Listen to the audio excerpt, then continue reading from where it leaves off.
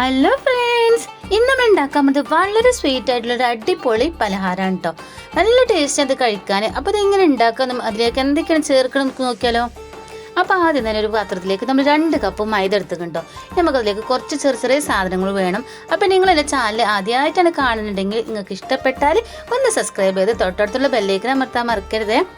ഇനി നമുക്ക് ഈ മാവിലേക്കില്ല ആവശ്യത്തില്ല ഉപ്പ് ചേർത്ത് കൊടുക്കുക. പിന്നെ നമുക്ക് കുറച്ച് മഞ്ഞൾപ്പൊടി വേണം കേട്ടോ. പിന്നെ നമുക്ക് വേണ്ടത് ഒറ്റ കോഴിമുട്ടയാണ്. അപ്പം നമുക്ക് അതും കൂടി അതിലേക്കൊന്ന് പൊട്ടിച്ചൊഴിക്കണം കേട്ടോ. പിന്നെ നമ്മൾ ഒരു കയ്യിൽ പാൽ ഇതിലേക്ക് ചേർക്കേണ്ടത്, അത് ഓപ്ഷനിലാണ്. അതുണ്ടെങ്കിൽ ചേർത്താൽ മതി, ഇല്ലെങ്കിൽ കുഴപ്പമൊന്നുമില്ല കേട്ടോ. അപ്പോൾ നമ്മൾ പാലും കൂടി അതിലേക്ക് ചേർത്ത് ഇനി നമുക്ക് ആവശ്യത്തിന് വെള്ളം ഒഴിച്ച് ഇത് നമുക്ക് ദോശക്കൊക്കെ കലക്കണ ഒരു മാവില്ലേ, ആ രൂപത്തിൽ നമുക്കിതൊന്ന് കലക്കിയെടുക്കണം. അപ്പോൾ കട്ടയില്ലാതെ നമുക്ക് നല്ലോണം ഇതൊന്ന് കലക്കിയെടുക്കാം കേട്ടോ. അപ്പോൾ ഇതുപോലെ തന്നെ നമ്മൾ കലക്കിയെടുത്തേക്കണം. ഇനി എത്ര കലക്കിയെടുത്താലും ചിലപ്പോൾ കുറച്ച് കട്ട അവിടെ ഇവിടെയൊക്കെ ഉണ്ടാവും. അതില്ലാതെ വെക്കാനും വേണ്ടിയിട്ട് നമുക്കൊരു അരിപ്പ് വെച്ചിട്ട് നല്ലോണം അരിച്ചെടുക്കണം കേട്ടോ. അപ്പോൾ ഇതുപോലെ ഒരു പാത്രത്തേക്ക് ഒരു അരിപ്പ് വെച്ചിട്ട് നമുക്ക് നല്ലപോലെ ഇതൊന്ന് അരിച്ചെടുക്കണം. നല്ല ഫൈനായിട്ടുള്ള ഒരു മാവാണ് നമുക്ക് വേണ്ടത്. അപ്പോൾ ഇതുപോലെ തന്നെ കുറച്ച് ചോദിച്ചതിന് ശേഷം നമുക്ക് നല്ലതുപോലെ ഇതൊന്ന് അരിച്ചെടുക്കാം. അപ്പോൾ നല്ല ടേസ്റ്റുള്ളൊരു പലഹാരം കേട്ടോ. കാണാൻ നല്ല ഭംഗിയാണ്, അതുപോലെ കഴിക്കാനും ഭയങ്കര ടേസ്റ്റുള്ളൊരു പലഹാരം തന്നെയാണ് കേട്ടത്. അപ്പോൾ ഇതുപോലെ നമ്മളൊന്ന് അരിച്ചെടുക്കണം. അപ്പോൾ നമുക്ക് ഇതുപോലെ നല്ല 100 പരുവല്ല മാവ് കിട്ടിക്കണേ. നമുക്കതിൽ മാറ്റിയേക്കാം. നമുക്കതിലേക്ക് ചെറുതായിട്ടൊരു പണ്ടം തയ്യാറാക്കണം. അപ്പോൾ അതിന് വേണ്ടിയിട്ട് ഞാനൊരു ചട്ടിയിലേക്ക് കുറച്ച് നെയ്യ് ഒഴിച്ചിക്കണേ. അത് നല്ലോണം ചൂടായി വരുമ്പോൾ നമുക്കതിലേക്ക് ഒരൊറ്റ കോഴിമുട്ട ഇതേപോലെ ഒന്ന് പൊട്ടിച്ചൊഴിക്കാം. ഇനി നമുക്ക് നല്ലോണം ചിക്കിയെടുക്കണം. നമുക്ക് നല്ലോണം മുട്ടയൊക്കെ ചിക്കണ രീതിയിൽ തന്നെ നമുക്ക് നല്ലോണം ഒന്ന് ചിക്കിയെടുക്കണം.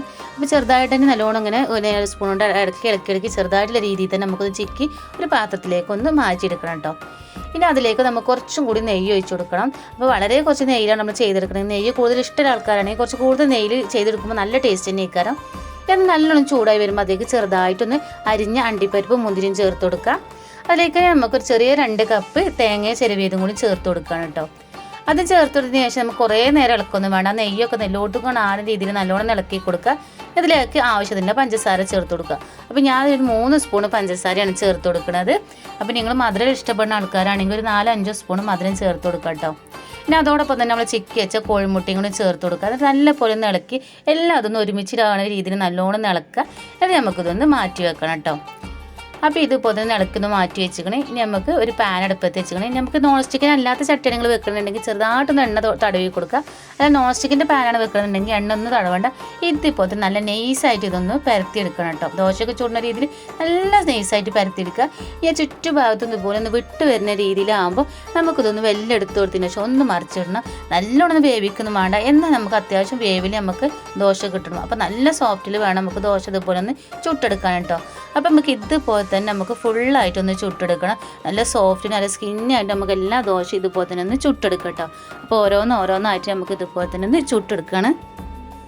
അപ്പോൾ കാണാൻ നല്ല ഭംഗിയുണ്ടല്ലേ, നല്ല മഞ്ഞ കളറാണ്. ഇതുപോലെ തന്നെ മഞ്ഞ കളറായി കിട്ടണം. അപ്പോൾ കുറച്ച് മഞ്ഞപ്പൊടി, കളറില്ലാത്ത മഞ്ഞപ്പൊടിയാണെങ്കിൽ കുറച്ച് കൂടുതൽ മഞ്ഞപ്പൊടികൾ ചേർത്തിട്ട് ഇതുപോലെ തന്നെ മഞ്ഞ കളറുള്ള ദോശ ഫുള്ളായിട്ടൊന്ന് ചുട്ടെടുക്കണം. അപ്പോൾ നമ്മൾ ഫുള്ളായിട്ട് ചുട്ടെടുത്തേക്കണം കേട്ടോ.